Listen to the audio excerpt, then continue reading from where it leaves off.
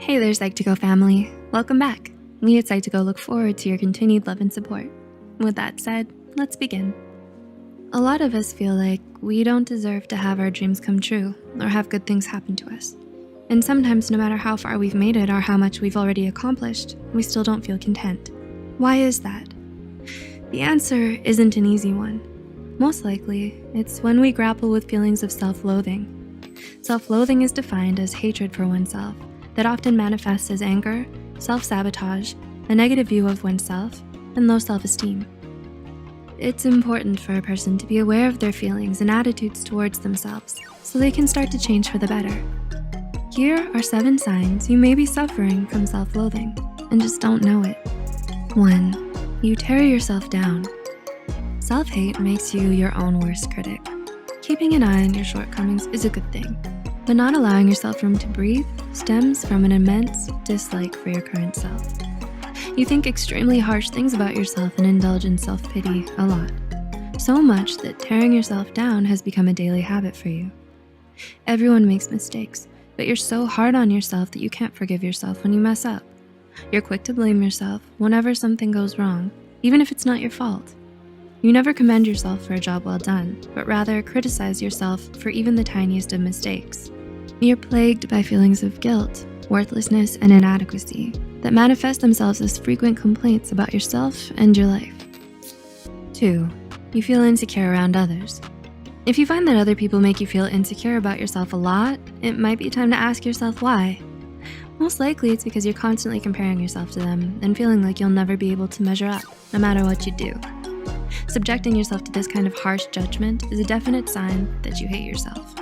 When you look at someone else, you always focus on all the things that they have that you don't, and it makes you ungrateful for all the good things you do have. You can't help but feel bad about yourself whenever you're around someone who's happy, confident, smart, attractive, or successful. 3. You neglect your self-care. Do you want your loved ones to be happy and taken care of? Chances are, you probably answered yes right away, because when you love someone, you want what's best for them. So if you really loved yourself, you'd want that for you too. This is why neglecting your self-care is a form of self-hatred.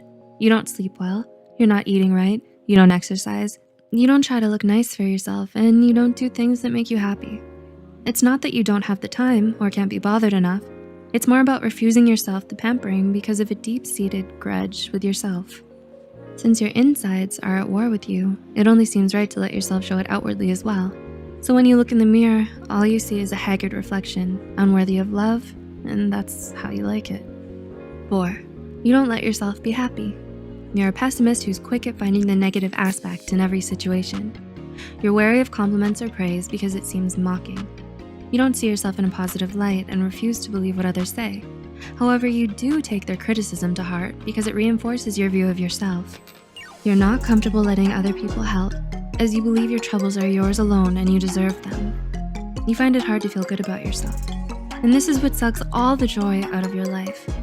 You resent the way you are and deprive yourself from anything, even remotely akin to delight. These are just a few of the ways that you deny yourself happiness, perhaps even unknowingly, as you fester in your own self-hatred. 5. You isolate yourself from others. You struggle to maintain relationships with others because you feel like you don't deserve their love. Often you feel their attention and love is a burden for you. You don't consider yourself good enough to remain in the circle. Since you have a low concept of your own self, you feel like they're judging you as well. It may look like they're doing you a favor by including you, so you stay back because you think they're better off without you. You feel guilty for hanging out with them because you believe your presence is an intrusion upon them, and you're holding them back. Your inability to love yourself makes you unwilling to accept love from others as well. As a result, you isolate yourself to refrain from inconveniencing others with your presence. 6. You put on a facade for others. You're one way when you're by yourself, and then another when you're around other people. You wear a mask and don't let other people see the real you because you hate who you are. You try so hard to fit in and be liked by everyone, and you constantly wish that you were someone else. You feel ashamed of your true self, and you think that no one will ever be able to accept you, so you'd rather pretend to be someone you're not. And 7, you're afraid to dream big. Having ambition and dreaming something big for yourself scares you. You smother your own hopes and aspirations because you think you'll never be able to achieve them, so what's the point? You look down on yourself and all that you can do and refuse to leave your comfort zone. The possibility of failure and rejection terrifies you. You easily feel discouraged and worthless the moment you encounter a setback. You deny yourself opportunities to grow and have new experiences because you don't believe in yourself. Your insecurities make it hard for you to see your capabilities, and you can't allow yourself to succeed. We all have a lot of self-destructive behaviors that are toxic for our mental health and emotional well-being. So many of us struggle with feelings of insecurity, emptiness, and worthlessness that it can sometimes lead us to hating ourselves. Becoming more aware of your self-hatred makes it easier for you to overcome it. And with time, patience, support, and dedication, you can learn to love yourself and live a happier, healthier life. Did these points remind you of someone, maybe yourself? Can you now see where such behavior stems from and why? Did these points make it easier for you to name your emotions and behaviors? Please